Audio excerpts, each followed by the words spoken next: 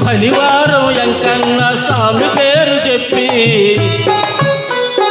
శనగలట్టు చేత పెట్టి సాగనంపింది. మంగళవారం ఆంజనేయ స్వామి పేరు చెప్పి అసలు పనికి అడ్డమెట్టి తప్పుకున్నది.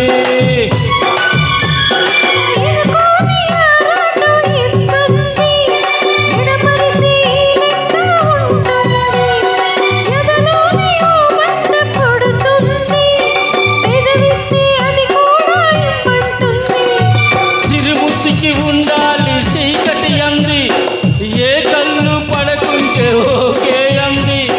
శ్రీరాముతిస్తుంటే ఎంగిలన్నది, ఏం పిల్లది ఎంత మాటన్నది.